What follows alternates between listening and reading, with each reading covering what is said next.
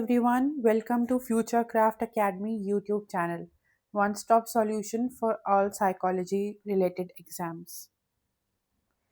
Today in this Marks Booster series for CUET exam, we are going to discuss about self and personality topics.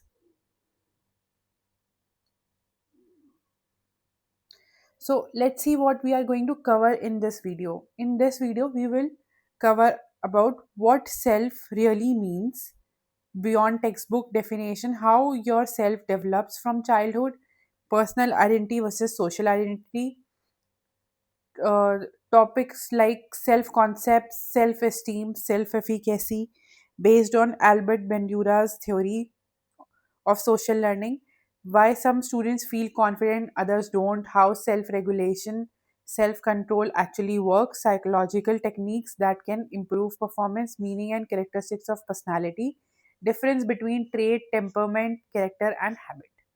So let's begin. What is self? Self refer to the totality of an individual's conscious experiences, ideas, thought, and feelings with regard to himself or herself. तो self का मतलब होता है कि हम अपने बारे में क्या सोचते हैं, अपने एक्सपीरियंसेस के बारे में, हमारे आइडियाज़ के बारे में, थॉट्स के बारे में, फीलिंग्स के बारे में। तो हमारी अपने बारे में क्या इमेज है, हमारे अपने थॉट्स के बारे में क्या इमेज है, हमारे आइडियाज़ के बारे में क्या है, हम सोचते हैं। तो वो एक सेल्फ कॉन्सेप्ट है, हमारा सेल्फ बताता है। सो ये हमारे पर्सनालिटी ट्रेट्स, जो हमारे पर्सनालिटी ट्रेट्स होते हैं, उनको किस तरीके से हम परसीव करते हैं, हम अपने बारे में क्या सोचते हैं। यहाँ पे सेल्फ का मतलब है अपने अपने पे फोकस करना, हम अपने बारे में क्या जानते हैं, अपने एक्सपीरियंसेस के बारे में क्या जानते हैं और उनको कितना वैल्यू करते हैं, ये सब सेल्फ में आता है। नेक्स्ट है how self develops. Self develop कैसे होता है। A new born child has no idea of itself. आपने देखा होगा छोटे बच्चे होते हैं, उन्हें नहीं पता होता कि उनका क्या सेल्फ कॉन्सेप्ट है। धीरे धीरे धीरे धीरे जैसे जैसे वो बड़े होते हैं, उनके एक्सपीरियंसेस होते हैं, लोग उन्हें बोलते हैं कि अरे ये बच्चा तो बहुत तेज है, ये बच्चा तो क्रिकेट में अच्छा है, ये बच्चा ऐसा कर लेता है। इस तरीके के दूसरों से इस तरीके के सजेशन सुन के, एक उनकी डिफाइनिंग पर्सनालिटी सुन के धीरे धीरे उनका कंसेप्ट बनता है। Child grows older, the idea of self emerges and it's formation begins. तो जैसे जैसे बच्चा बड़ा होता जाता है, वैसे वैसे ये सेल्फ एमर्ज होता है और उसका आइडिया फॉर्म होने लग जाता है। Parents, teachers, friends, other significant person play a vital role in shaping child's ideas about self. अगर किसी बच्चे को बचपन से ही बहुत क्रिटिसिज्म मिले, बहुत ज़्यादा उसको उसके बारे में नेगेटिव नेगेटिव नेगेटिव चीज़ें बोली जाएं, तो वो धीरे धीरे उसका खुद का सेल्फ परसेप्शन, अपने बारे में सेल्फ कैरेक्टरिस्टिक्स, सब कुछ उसकी नेगेटिव सेंस में होगी। वो अपने बारे में गलत सोचेगा, अंडर कॉन्फिडेंट होगा, लो सेल्फ एस्टीम, इस तरीके का। लेकिन अगर कॉन्ट्ररी टू नेगेटिव, उसको पॉजिटिव तरीके से पेरेंटिंग मिले, पॉजिटिव एनवायरनमेंट में वो लर्निंग एनवायरनमेंट में ग्रो करे, तो बच्चा कॉन्फिडेंट और अपने बारे में एक पॉजिटिव कॉन्सेप्ट लेके बढ़ेगा। So our daily interaction with our other people, our experiences and meaning and the meaning we give to them serve as the basis of our self. तो ये जो भी डेली इंटरेक्शंस होती हैं लोगों के साथ, उनके साथ हमारा कैसा एक्सपीरियंस हो रहा है, उस एक्सपीरियंसेस को हम क्या मीनिंग दे रहे हैं, ये सब हमारे सेल्फ कॉन्सेप्ट्स को बनाते हैं। पर्सनल आइडेंटिटी क्या होता है। Personal identity refers to those attributes of a person that make him और हर डिफरेंट फ्रॉम अदर्स। ऐसे ऐसे एट्रीब्यूट्स जो आपको किसी और से अलग बनाए। जैसे फॉर एग्जाम्पल, आप और आपका भाई या आपकी बहन दोनों एक ही एनवायरनमेंट में पले बढ़ रहे हो और एक साथ पढ़ रहे हो, सब चीज़ एक साथ है, लेकिन आपकी फिर भी पर्सनल आइडेंटिटी अलग होगी। आप दोनों के एट्रीब्यूट्स अलग होंगे। हो सकता है एक एक जो है शांत स्वभाव का हो, एक हो सकता है एग्रेसिव थोड़ा नेचर का हो। सो इस तरीके के जो ट्रेट होते हैं, एक पर्सनल के ऐसे एट्रीब्यूट्स जो उसे बाकियों से अलग करते हैं, वो पर्सनल आइडेंटिटी के पार्ट्स होते हैं. When a person describes himself or herself by telling her name, I am Urmila, personal on qualities of characteristics, I am honest, I am hardworking, potentialities और capabilities, I am a dancer, beliefs, I am a believer of God. तो इस तरीके के जो statement हैं जब हम देते हैं, आई एम अपना नाम बताना, अपने अपने अपनी क्वालिटीज बताना, कैरेक्टरिस्टिक्स बताना, कैपेबिलिटीज बताना, अपने बिलीफ के बारे में शेयर करना, ये सब हमारी पर्सनल आइडेंटिटी बनाता है. नेक्स्ट है social identity. Social identity refers to those aspects which link a person to a social or cultural group. तो आप किसी एक पर्टिकुलर कल्चरल और सोशल ग्रुप से बिलोंग करे हो, आप अपने कॉलेज के डांस ग्रुप के मेंबर हो, तो वो एक आपकी सोशल आइडेंटिटी है कि अरे ये जो बच्ची है या बच्चा है, ये एक हमारे कॉलेज के डांस ग्रुप का मेंबर है, तो आप पूरे ग्रुप की एक आइडेंटिटी हो गई. तो उस तरीके की social identity. When someone says I am a Hindu Muslim, तो ये कल्चरल कॉन्सेप्ट में भी आता है कि आप किसी पर्टिकुलर रिलीजन या कल्चर से बिलोंग करते हो, तो आप ऐसे बोलोगे कि मैं हिंदू हूँ या मैं मारवाड़ी हूँ. इस टाइप का जो हम अ, अपने बारे में बताते हैं, ये एक सोशल आइडेंटिटी है. North Indian, south Indian is trying to indicate a social identity. तो ये सब सोशल आइडेंटिटी का कंसेप्ट है. Let's move forward. Self and subject and self as object. अब सेल्फ एज सब्जेक्ट क्या होता है एंड सेल्फ एज ऑब्जेक्ट क्या होता है? The self is described as subject who does something. Subject वो होता है जो कुछ कर रहा है, ठीक है. मतलब कि डूअर, यहाँ पे आता है कंसेप्ट ऑफ डूअर, जो कर रहा है. अगर आप अपने आप को उस, मैं अच्छे मार्क्स लाया, तो या मैंने अच्छा डांस किया, तो आई एम द डूअर. मैंने अच्छा डांस किया या मैं अच्छे मार्क्स लाई, तो मैं अपने आप को एज अ सब्जेक्ट बता रही हूँ कि मेरी वजह से ये हुआ है, ठीक है. सेल्फ एज ऑब्जेक्ट का मतलब क्या है? आप अपने आप को इस तरीके से बताएं कि आप जो है अफेक्ट हुए हैं किसी चीज से. जैसे लाइट चली गई थी इसलिए मैं पढ़ नहीं पाई.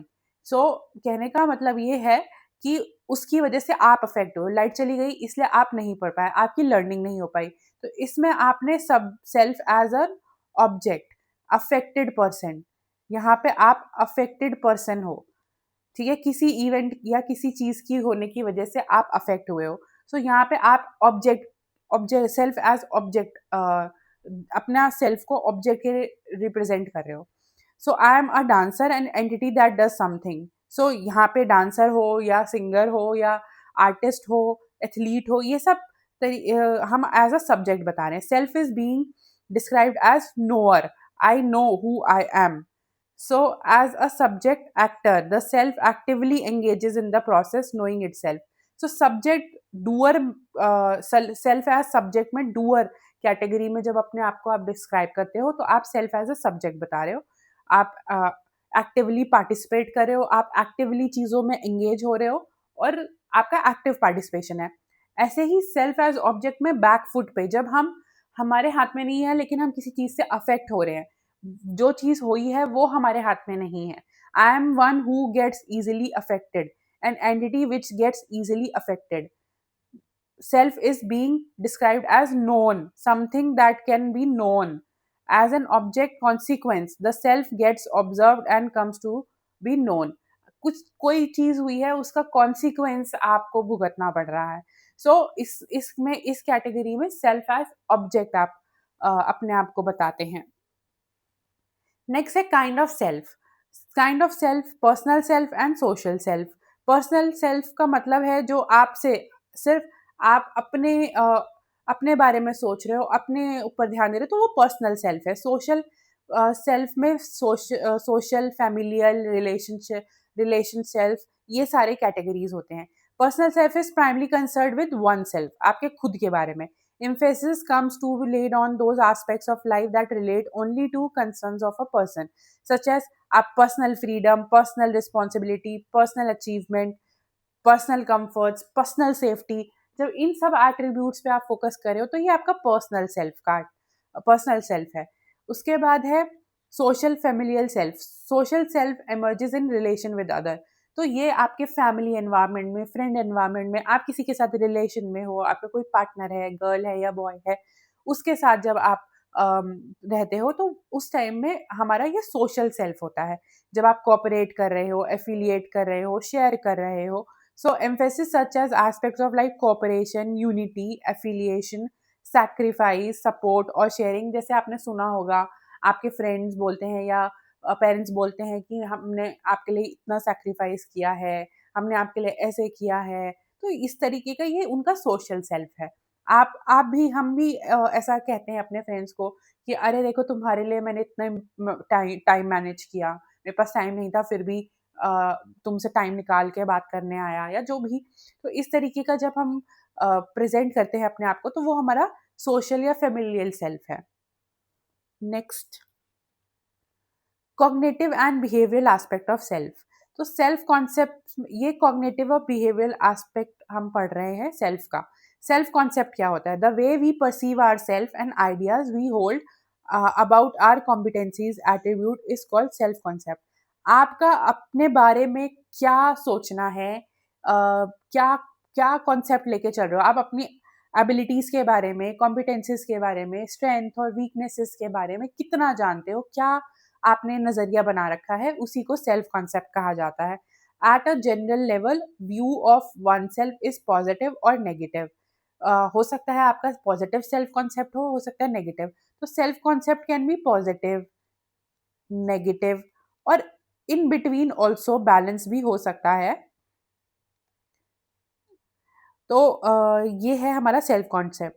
At a specific level, a person may have a positive view about his athletic ability but a negative view about, हाँ ऐसा भी होता है कि हमारा सेल्फ कॉन्सेप्ट किसी एरिया में तो पॉजिटिव है और किसी एरिया में नेगेटिव है, किसी एरिया में न्यूट्रल है। जैसे कि मुझे पता है मैं बहुत अच्छा स्विमिंग कर लेती हूँ, सो मेरे उस रिगार्डिंग में मेरा पॉजिटिव सेल्फ कॉन्सेप्ट है कि हाँ मैं पॉजिटिव उस चीज को लेके चल रही हूँ। लेकिन नेगेटिव कहाँ पे आता है कि मुझे पता है मैं मैथ्स में बहुत अच्छी नहीं हूँ, सो वहां पे मेरा नेगेटिव सेल्फ कॉन्सेप्ट है। ऑटोमेटिकली जहां आपका पॉजिटिव सेल्फ कॉन्सेप्ट होगा, वहां आपका कॉन्फिडेंस भी हाई होगा, आप बहुत अच्छा परफॉर्म करोगे। अ, कहीं प्रेजेंटेशन देनी है तो वहां भी आप मतलब वो पूरा पूरा चेन ही पॉजिटिव हो जाएगी। जहां नेगेटिव होगा वहां low self confidence, low self esteem, ये सब चीजें थोड़ी लो हो जाती हैं। So assessment of self-concept. The most frequent used method is asking the person about herself or himself.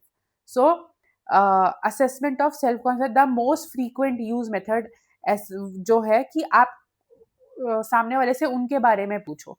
जब आप उनके बारे में पूछोगे तो आपको पता चल पाएगा कि वो क्या सोचते हैं अपने बारे में, कहाँ पे उनके पॉजिटिव सेल्फ कॉन्सेप्ट है, कहाँ पे उनका नेगेटिव सेल्फ कॉन्सेप्ट है। Self esteem, the value judgement of a person about himself और herself is called self esteem. Value judgement, यहाँ पे ये की पॉइंट्स हैं जिनको नोट करना इंपॉर्टेंट है कि वैल्यू जजमेंट, अपने वैल्यूज के बारे में कोई क्या सोचता है, उस वैल्यूज को लेके क्या कॉन्सेप्ट है, उसको सेल्फ एस्टीम कहा जाता है। डेवलपमेंट ऑफ सेल्फ एस्टीम, तो ऐसा स्टडीज ने शो किया है कि जो बच्चे होते हैं वो जब तक 6 to 7 years की एज तक आते हैं, उनका सेल्फ एस्टीम और सेल्फ कॉन्सेप्ट डेवलप हो जाता है। इसके 4 एरियाज हैं, सेल्फ एस्टीम के 4 एरियाज होते हैं कि आप अपने एकेडमिक कॉम्पिटेंस के बारे में क्या सोचते हो, अपने सोशल कॉम्पिटेंस के बारे में क्या सोचते हो, फिजिकल एथलेटिक कॉम्पिटेंस के बारे में क्या सोचते हो, फिजिकल अपीयरेंस के बारे में क्या सोचते हो। इन चारों को मिला के बनता है सेल्फ एस्टीम का concept. Overall self esteem, it is the capacity to view oneself in terms of stable dispositions and combine separate self evaluation into a general psychological image of oneself। तो ओवरऑल ये यही है कि आप इन चारों areas के बारे में, इन चारों एरियाज को कंबाइंड अपने बारे में क्या सोचते हो, अपने वैल्यू सिस्टम के बारे में, बिलीफ सिस्टम के बारे में क्या सोचते हो, वो आपकी सेल्फ एस्टीम को फॉर्म करता है। Self esteem shows a strong relation with our everyday behaviour. तो सेल्फ एस्टीम, क्योंकि ये ब्रॉड कॉन्सेप्ट है, ये 4 एरियाज को कवर कर रही है। हमारे फिजिकल एस्पेक्ट की, हम अपने आप को देखते कैसे हैं, और हमारी एकेडमिक कॉम्पिटेंस क्या है, हमारी एथलेटिक कॉम्पिटेंस क्या है, इस तरीके के सारों एरियाज को ये कवर करिए, इसलिए ब्रॉडर है। इसलिए ये डेली लाइफ के जो हमारे डेली एवरीडे बिहेवियर है उसको अफेक्ट करती है। Children with high academic self esteem perform better in school, than those with lower academic self-esteem. Studies reveal that warm and positive parenting helps in developing high self-esteem. तो starting में ही हमने बात करी थी कि जिनकी पेरेंटिंग पॉजिटिव तरीके से हुई है, उनका जो पर्सनालिटी डेवलपमेंट है वो भी पॉजिटिव पॉजिटिव तरीके से डेवलप होता है, और उनका सेल्फ कॉन्सेप्ट, सेल्फ एस्टीम, ये सब भी पॉजिटिव होता है, और बच्चे हाई कॉन्फिडेंस से बड़े होते हैं in children because they feel they are accepted, competent and worthwhile. तो वो एक्सेप्टेड फील करते हैं, कॉम्पिटेंट फील करते हैं, अपना उनको लगता है कि हम मेरी कोई वर्थ है लाइफ में। व्हेन पेरेंट्स हेल्प और make decision for them when they do not need assistance suffer from low steel. जब आपके लिए सारे डिसीजंस कोई और ही कर देगा, तो सारे डिसीजंस कोई और ही ले रहा है, तो यहाँ पे ये होता है कि फिर आपके अंदर कॉन्फिडेंस नहीं आता लाइफ के डिसीजंस लेने में, तो आपके ऑटोमेटिकली लो सेल्फ एस्टीम हो जाती है। Children with low self esteem in all area shows anxiety, depression, anti social behaviour. तो ऐसे बच्चे छोटे छोटे जब भी कोई छोटी छोटी प्रॉब्लम्स आती हैं उसमें एंक्शियस होने लग जाते हैं, depression and anti social behaviour हो जाता है। So assessment of self esteem को किस तरीके से असेस कर सकते हैं? Assessment of self, variety of statements are presented to a person and ask them to indicate. अब डिफरेंट डिफरेंट तरीके की स्टेटमेंट्स सामने लाई जाती है और उनको ट्रू फॉल्स के फॉर्म में पूछा जाता है। I am highly liked by my peers, true. I am good at homework, true. If a child reports the statement true for him और her, self esteem is high comparison to someone who says no. So इस तरीके के काफी सारे questions हो सकते हैं। तो इस तरीके के क्वेश्चन जब अगर कोई ये ट्रू में आंसर कर रहा है तो उसकी हाई सेल्फ एस्टीम है, और अगर नो बोल रहा है तो उसकी लो सेल्फ एस्टीम है। अब है self efficacy. Self efficacy is an extent to which a person believe they themselves control their life outcome. तो सेल्फ एफिकेसी ये है कि आपको या कोई जो भी पर्सन है उसको क्या क्या लगता है कि कितना कंट्रोल उसकी लाइफ के ऊपर है, अपने डिसीजन, लाइफ के डिसीजंस के ऊपर है, अपने सारे जितने भी जो भी वो काम कर रहे हैं उनके ऊपर कितना होल्ड है। Outcomes are control by luck और फेट। और दूसरी तरफ एक इंसान है जो इस पे बिलीव करता है कि जो भी मेरे साथ हो रहा है ये तो एक लक है या ये एक फेट है। तो इस ऐसे जिन्हें लगता है कि मेरा कंट्रोल है इन सब चीजों के ऊपर, उनका सेल्फ एफिकेसी लेवल हाई है। और जिन्हें लगता है कि मेरे कंट्रोल में कुछ है ही नहीं, सब कुछ फेट और लक इन सब पे डिपेंडेंट है, तो उनका सेल्फ एफिकेसी काफी लो होता है। The notion of self efficacy is based on Bandura's social learning theory. He showed that children and adults learn behavior by observing and imitating others. इनका बहुत फेमस बोडो डॉल एक्सपेरिमेंट है जिसमें वो बताते हैं कि जब बच्चे जो है अपने पेरेंट्स को एक डॉल पे गुस्सा निकालते हुए देखते हैं, तो फिर जब उनको अकेले उस डॉल के साथ छोड़ा जाता है तो वो भी उस पे गुस्सा ही निकालते हैं।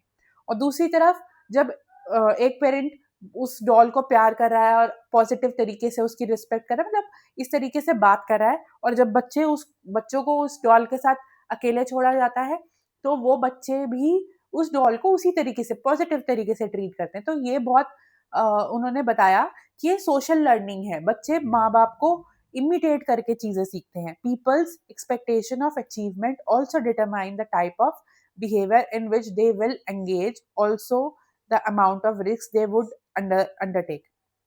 तो कितना वो लाइफ में रिस्क लेंगे। अगर कोई ऐसा बिलीव कर रहा है कि सब कुछ लक और फेट पे है, ना वो ज्यादा हार्डवर्क करेगा ना ज्यादा रिस्क लेगा, क्योंकि उसे लगता है सब कुछ जो है लक और फेट पे डिपेंडेंट है। लेकिन जिसके अंदर भी सेल्फ एफिकेसी हाई है, जिसको लगता है सब सब चीजों पे मेरा कंट्रोल है, तो वो हार्डवर्क भी करेगा, वो रिस्क भी लेगा, और वो हर एरिया में खुद एफर्ट्स डालेगा। Strong self of efficacy allows people to select, influence, even construct circumstances of their own life. तो जिनकी सेल्फ एफिकेसी हाई होती है वो लोग अपने अपने एनवायरमेंट से पूरी तरीके से अफेक्ट ना होके कोशिश करते हैं कि उसमें अडेप्ट हो और उसमें पॉजिटिव चेंजेस लाएं, ताकि उनकी लाइफ में भी पॉजिटिव इफेक्ट आए। सो अपनी लाइफ के सरकमस्टांसेस को डील करना, इवन कंस्ट्रक्ट तक करना, ये एक स्ट्रॉन्ग सेल्फ एफिकेसी का इंडिकेटर है. So society, parents and own positive experiences can help in development of strong sense of self efficacy. So अच्छी parenting, अच्छी society, positive experience, ये सब कंट्रीब्यूट करते हैं पॉजिटिव और स्ट्रॉन्ग सेल्फ एफिकेसी को डेवलप करने में. Next is self-regulation. Self-regulation refers to our ability to organize and monitor our own behavior. People who are able to change their behavior according to demands of external environment are high on self-monitoring. तो ऐसे लोग जिनको लगता है कि वो अपने behaviour को एक्सटर्नल डिमांड के अकॉर्डिंग चेंज कर पाएंगे, ठीक है, वो self high on self monitoring होते हैं. ठीक है, वो रेगुलेट कर पाते हैं चेंजिंग एनवायरनमेंट के साथ, अपना बिहेवियर रेगुलेट कर पाते हैं. जैसे आप किसी अभी कहीं और जॉब कर रहे हो और आपकी जॉब कहीं और लग गई, आपने देखा कि यहाँ का जो वर्क एनवायरनमेंट है वो बहुत ज़्यादा स्ट्रिक्ट नहीं है, लीनियंट है, ठीक है, तो आप उस तरीके से थे. लेकिन जब आप दूसरी जॉब में गए, वहाँ पे आपने देखा कि स्ट्रिक्ट एनवायरनमेंट है, बड़ी डिफाइंड से प्रोटोकॉल है कि इतने टाइम ही लंच करना है, इतने टाइम ही आना है, और फिर आपने अपने आप को उस तरीके से अपने आप को उस तरीके से अडाप्ट कर लिया कि आप स्ट्रिक्ट वाले में बड़े आसानी से अडाप्ट कर लिया, मतलब अपने बिहेवियर्स को और अपने टाइम मैनेजमेंट को सबको उस जॉब के अकॉर्डिंग चेंज कर लिया. तो ये एक सेल्फ रेगुलेशन है. सेल्फ कंट्रोल क्या है? Self control is learning to delay और defer the gratification of needs. मान लो कि हमें इस टाइम मेरा मन कर रहा है कि मैं कुछ जंक फूड खाऊं, मैं बर्गर खाऊं या मैं पिज्ज़ा खाऊं, लेकिन मैं उस थॉट को काउंटर कर पा रही हूँ. मैं ये सोच पा रही हूँ कि नहीं, मैंने 2 दिन पहले खाया था, अभी बहुत जल्दी हो जाएगा, मैं थोड़े दिन बाद खा लूंगी, मैं नेक्स्ट मंथ खाऊंगी, इस मंथ तो मैं खा चुकी हूँ.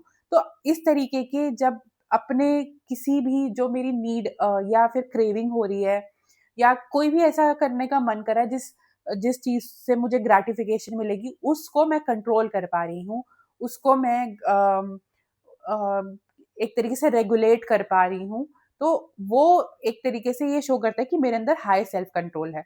बट अगर आप उस जो आपके अंदर क्रेविंग हुई उसमें आपका ये आप अपने आप को रोक नहीं पाए और आपने जाते तुरंत जाके मोमोज खा लिया या बर्गर खा लिया या पिज्जा खा लिया, तो फिर वो आपको ये दिखाता है कि आपका सेल्फ कंट्रोल जो है काफी लो है. Self control plays a key role in fulfilment of long term goals. Observation of our own behavior in one which provide us with necessary information. तो ये जितनी भी कंसेप्ट हमने पढ़े, self concept, self efficacy, self esteem, self regulation, self control, ये सब develop, अगर किसी के अंदर ये चीजें लो भी हैं तो वो भी पॉजिटिव तरीके से चेंज हो सकती है. बट वो day by day, practice by practice, पहले तो आप आइडेंटिफाई करो किन एरियाज में ये लो है, किस वजह से ये लो है, और उसके बाद इनको पॉजिटिव फीडबैक्स को इन सब चीज़ों को पॉजिटिव फीडबैक लेके इस पे वर्क करो, तो धीरे धीरे धीरे धीरे ये चीज़ें इंप्रूव हो जाती हैं. दूसरा ऑप्शन ये होता है कि जिनका ये सब चीज़ें हाई है उनके बीच में रहो, उनको देख के आपको ऑटोमेटिकली मोटिवेशन मिलेगा, ऑटोमेटिकली आपका मन करेगा कि हाँ, एक रोल मॉडल मिलेगा, तो हम उस तरीके से बनने की कोशिश करेंगे. फिर है सेल्फ इंस्ट्रक्शन, अपने आप को इंस्ट्रक्ट करना, अपने बिहेवियर को जैसे हम होता है ना कि सेल्फ टॉक होता है, दिमाग में ही अपने आप से बात करें, नहीं यार ये नहीं करना चाहिए, नहीं ऐसा मुझे ऐसा करना चाहिए, ऐसा नहीं करना चाहिए, यहाँ जाना चाहिए ना नहीं जाना चाहिए. तो ये सब सेल्फ इंस्ट्रक्शन है. फिर सेल्फ री एनफोर्समेंट, जैसे कि मैंने अपने आप को बोला कि आज मेरा बर्गर खाने का मन कर रहा है, लेकिन मैंने 2 दिन पहले खाया था, तो अभी ना खा के मैं नेक्स्ट मंथ खा लूंगी, ठीक है, और अगर मैंने इस मंथ नहीं खाया तो मैं नेक्स्ट मंथ 2 खा लूंगी. तो कहने का मतलब एक अपने आप को अपने ब्रेन को ये बताना कि अगर अभी मैंने इस चीज को कंट्रोल कर लिया तो नेक्स्ट टाइम जो है एक रिवॉर्ड मिलेगा कि मैं एक और एक्स्ट्रा खा पाऊंगी. इस तरीके का कुछ भी अगर हम करते तो वो एक सेल्फ री एनफोर्समेंट है. नेक्स्ट है culture and self, Indian view of self and western view of self, shifting nature of boundary between self and other, individual self and social self.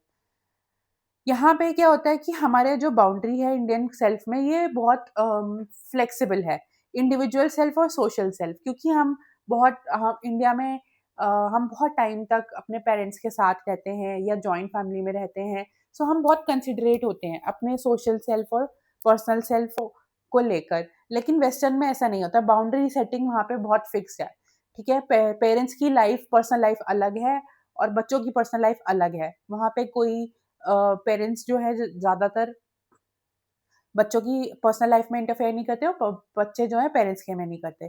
सो इस तरीके की बाउंड्री जो है वहाँ पे फिक्स है, यहाँ पे फ्लेक्सिबल है। Does not have clear dichotomies. तो यहाँ पे डाइकोटॉमीज क्लियर नहीं है, यहाँ पे डाइकोटॉमीज बहुत क्लियर होती हैं।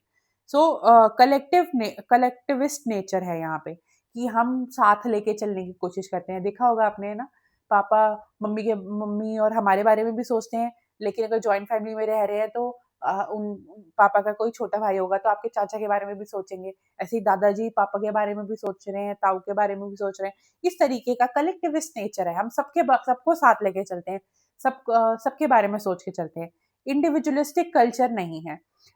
इंडिविजुअलिस्टिक कल्चर है वेस्टर्न सोसाइटीज में, जहाँ पे अपने बारे में, वहाँ पे अपनी प्रायोरिटी देते हैं। बच्चे हैं तो वो अपने बारे में, जैसे ही बड़े होंगे वो अपना सेल्फ कॉन्सेप्ट और अपने पर्सनल सेफ्टी, पर्सनल स्पेस, ये इन सब के बारे में सोचते हैं। लेकिन और पेरेंट्स भी अपना प्राइवेसी, अपना सेल्फ टाइम इस तरीके का सोचते हैं, लेकिन यहाँ पे ऐसा नहीं है। नेक्स्ट है personality. Meaning of personality is derived from Latin word called persona. So it's personality जो वर्ड है वो लैटिन वर्ड पर्सोना से डिराइव किया गया है। Personality refers to our characteristics, ways of responding individual situations. Example, describing a person as shy, sensitive, quiet, warm. So हमारी जो की क्वालिटीज हैं, कैरेक्टरिस्टिक्स हैं, वो हमें बताती हैं कि हमारी पर्सनालिटी कैसी है। अगर हमें किसी की पर्सनालिटी को डिस्क्राइब करना है तो हम जनरली इन्हीं टर्म से डिस्क्राइब करते हैं कि वो बहुत एक्सट्रोवर्ट है या इंट्रोवर्ट है, या वो बहुत वार्म पर्सन है, इस तरीके का। Personality refers to unique and relatively stable qualities. ऐसी क्वालिटीज नहीं होती जो हर दूसरे दिन चेंज हो रही है। एक स्टेबल क्वालिटीज, एक की बेंचमार्क कैरेक्टरिस्टिक जो वो उसके किसी पर्सन के अंदर हर सिचुएशन में दिखेगी। That characterize an individual's behavior across different situation over a period of time. So ऐसे बिहेवियर जो डिफरेंट डिफरेंट सिचुएशन में भी एक ही जैसे शो हो रहा है, कि अगर कोई कंसिडरेट है, कोई वार्म पर्सन है, तो वो हर सिचुएशन में है। Personality is characterised by consistency in behaviour, thought, emotion across situation and time. Example, an honest person is most likely to remain honest irrespective of time or situation. तो अगर किसी की personality में ऑनेस्टी है तो वो हर सिचुएशन में honest रहेगा। नेक्स्ट है characteristics of personality. It has both physical and psychological component. Its expression in terms of behaviour is fairly unique in a given individual. It's main features do not easily change with time. It is dynamic in sense that some of its feature may change due to internal external situation demand. Thus personality is adaptive to situation. So personality जो है adaptive है, situation के साथ साथ थोड़ा सा adapt कर लेती है। मैं ये नहीं कह रही कि चेंज कर देते हैं, वो होती है अडेप्ट हो जाती है। Characteristics of an individual personality helps to predict how that individual will probably behave. तो अगर किसी की पर्सनालिटी गुस्से वाली है, एग्रेसिव टाइप का कोई है, तो हमें पता रहेगा कि जैसे ही कोई भी ट्रिगर होगा तो ये गुस्से में ही रिएक्ट करेगा। किसी की बड़ी शांत टाइप की पर्सनालिटी, तो हमें पता होता है कि कुछ भी सिचुएशन हो ये बड़े आराम से ही बात करेगा। तो कहने का मतलब है कि हम किसी की भी पर्सनालिटी को अगर हम समझते हैं तो हम उसका क्या बिहेवियर रहेगा उसको प्रिडिक्ट कर पाते हैं। Understanding of personality allows us to deal with people in accepted way. अगर हमें पता है कि कोई गुस्से वाला है तो हम उसी तरीके से अपने अगर मैं उसे जानती हूँ, मुझे पता है वो गुस्से वाला है, तो मैं अपने आप को पहले ही प्रिपेयर कर लूंगी बात करने से पहले कि हाँ ये तो गुस्सा करेगा ही। So I am able to deal with that person. So those characteristics which help you to deal with someone, if you know them, those are called a personality characteristics. Personality related terms. So temperament, biological base characteristic, way of reacting. Temperament का मतलब ये होता है कि इसका temperament तो बहुत high है, ये इसका बहुत एग्रेसिव टेम्परमेंट है। तो कहने का मतलब ऐसा जो रिएक्ट करने का जो तरीका होता है, रिएक्ट कर किसी भी बात पे रिएक्ट करना, रिएक्टिंग का जो कैरेक्टरिस्टिक्स है वो है temperament. A person emotionally react to a irritable, anxious, restless in most of the situation. So ये उनका टेम्परमेंट हो गया। ट्रेट, ट्रेट क्या होता है? Stable, persistent and specific way of being. मैंने बताया ना, जो हाँ, उन कैरेक्टरिस्टिक्स को जो हर सिचुएशन में सेम रहते हैं उनको ट्रेट कहा जाता है। फिर है डिस्पोजिशन।